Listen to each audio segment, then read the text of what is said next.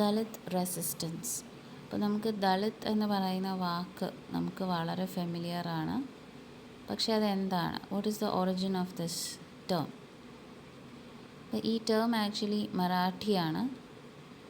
used for the first time by Mahatma Jyotiba Phule in the late 1880s. അപ്പോൾ ഈ ദളിത് എന്ന് പറയുന്നത് ആരെയാണ് റെഫർ ചെയ്യുന്നത്? It refers to the outcasts and untouchables who were oppressed in Hindu society. അപ്പോൾ ഈ ദളിത് എന്ന് പറയുന്ന വാക്ക് മറാഠിയാണ്. It means broken or scattered. അപ്പോൾ ഈ category, these are the category of people who are excluded from the Varna system, the four-fold Varna system of Hinduism. They are seen as forming the fifth Varna. അപ്പോൾ the Dalits who do not come inside the Varna system, which consists of Brahmins, which consists of Kshatriyas, Vaishyas and Shudras, ഇതിൻ്റെ വെളിയിലുള്ള castes which are seen as very low castes, അവരെയാണ് ദളിത്സ് എന്ന് വിളിക്കുന്നത്. അപ്പോൾ they suffer a lot of exploitation, suppression and marginalization by the upper castes. They have been suffering it for centuries. So it is only after the Indian independence that a Dalit movement started in India. അപ്പോൾ ദളിത്സ് എന്ന് പറയുന്നത് ഇന്ത്യയിൽ മാത്രം കാണുന്ന ഒരു social ഫിനോമിനനാണ്. അപ്പോൾ 1956 ആണ് B.R. Ambedkar launched the Dalit movement. B.R. Ambedkar is the father of the Indian Constitution. As we all know, he himself is a Dalit.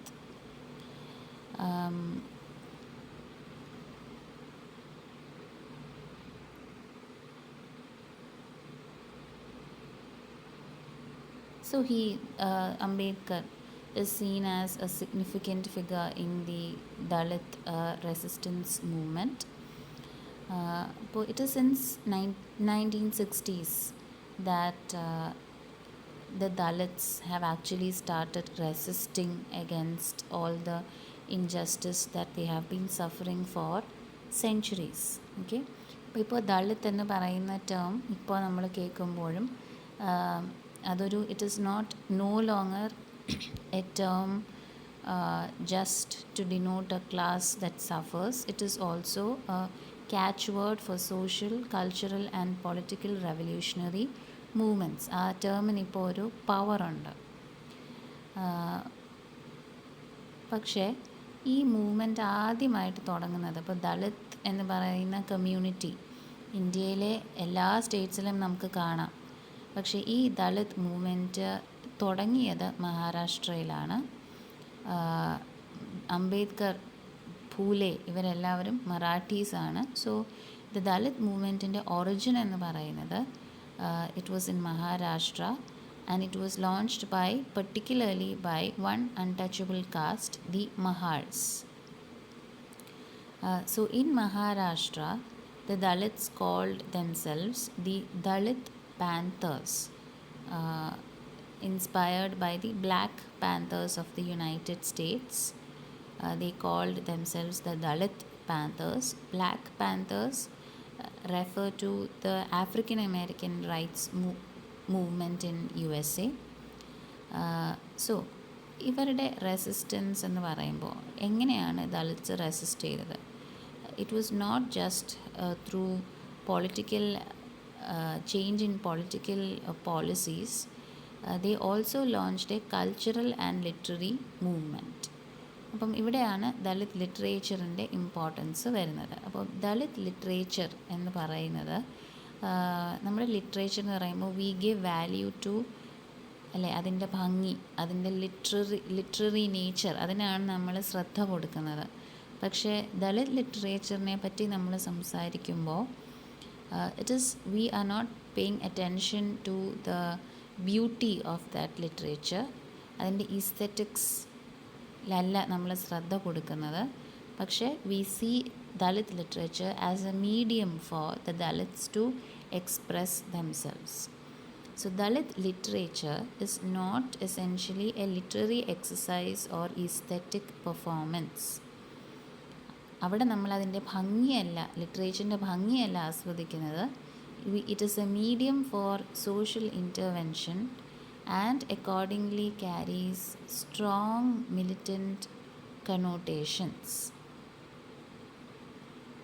Okay, അപ്പോൾ ഇതൊരു സോഷ്യൽ ചേഞ്ചിന് വേണ്ടി, സോഷ്യൽ ഇൻ്റർവെൻഷൻ, സോഷ്യൽ ചേഞ്ചിന് വേണ്ടി ശ്രമിക്കുന്ന ഒരു മാധ്യമമാണ് അല്ലേ. It is like a call for revolution and change.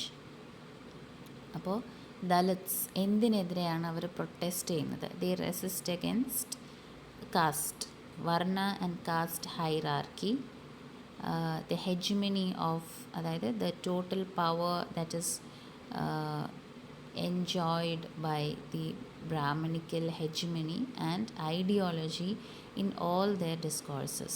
അപ്പം upper castes പറയുന്ന ചില ഐഡിയാസ് ഉണ്ട്, അവർ കൺവേ ചെയ്യുന്ന കുറേ what they consider as right, അതിനെയെല്ലാം ആണ് ദലിത്സ് റെസിസ്റ്റ് ചെയ്യുന്നത്.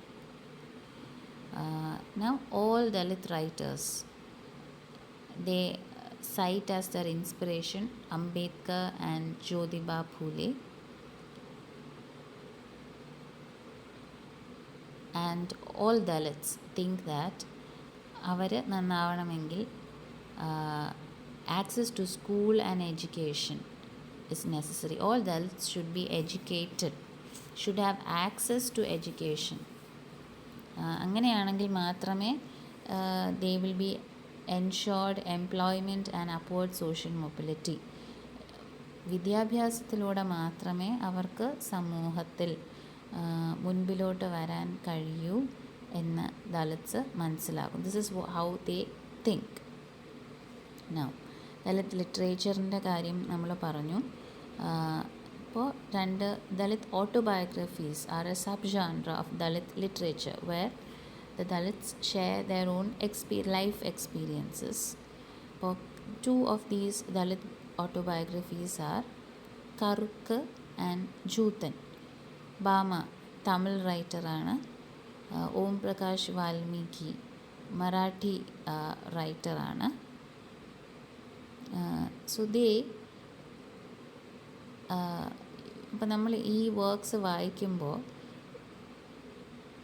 it pours forth revolt and discharges a burden of hatred and contempt accumulated since centuries. അപ്പോൾ അവർ അനുഭവിക്കുന്ന ഓസ്ട്രസൈസേഷൻ ഈ ഓട്ടോബയോഗ്രഫീസിലൂടെ അല്ലെങ്കിൽ അവരെഴുതുന്ന ലിറ്ററേച്ചറിലൂടെ നമുക്ക് കാണാൻ കഴിയും. അപ്പോൾ Dalits were for very long characterized as a set of mute and passive social forces, lacking any initiative, self-perception and self-assertion. അപ്പോൾ till very recently, Dalits did not have any sort of power. അവർക്കൊരു ശക്തിയും ഇല്ലായിരുന്നു സൊസൈറ്റിയിൽ. അവർക്ക് ഒന്നും ചെയ്യാൻ പറ്റാത്ത ഒരു ഹെൽപ്ലെസ് ആയിട്ടുള്ളൊരു സിറ്റുവേഷനായിരുന്നു. അവർക്ക് സ്വയം അറിവില്ല, സ്വയം അവെയർനെസ് ഉണ്ടായിരുന്നില്ല, അവർക്കൊന്നും ചെയ്യാനുള്ള കഴിവുണ്ടായിരുന്നില്ല. they did not have any sort of power. So along with Dalits trying to express themselves, there was also a need for the evolution of Dalit thinkers. Okay, അപ്പോൾ ദളിത് തിങ്കേഴ്സ് അല്ലെങ്കിൽ ഫിലോസഫേഴ്സ്, ഇൻ്റലക്ച്വൽസ് ആയിട്ട് നമ്മൾ famous ആയിട്ടുള്ള ആൾക്കാർ Sharan Kumar Limbale, Kancha Ilaiah, TM Yesudasan and Gopal Guru. അപ്പം ഇവർ എഴുത്തുകാരല്ല, ഇവരെ നമ്മൾ ദളിത് തിങ്കേഴ്സ് ആൻഡ് ഇൻ്റലക്ച്വൽസ് ആണ്, who try and explain to society the condition of Dalits, not through literature but through non-fictional texts.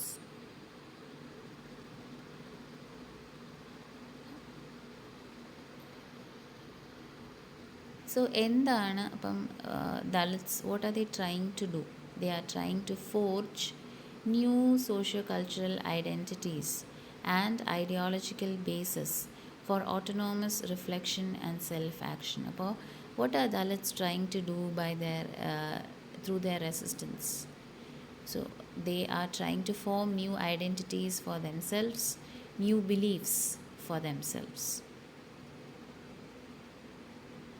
അപ്പോൾ the emergence of Dalit literature shows that the Dalits are trying to find dignity and social justice. They are trying to change the way the world views them and the way they view themselves. അപ്പോൾ Dalit writers ആരൊക്കെയാണെന്ന് നമുക്ക് നോക്കാം. Contemporary Dalit writers of India are drawn from states all over India. Satish Chandar, S. Joseph, Baby Kamble, Namdio Dasal, Meena Kandasamy, N.K. Hanumantaya, Poigail Appachan, P. Shivakami, Om Prakash Valmiki, Bama, Balbir Madhopuri, etc.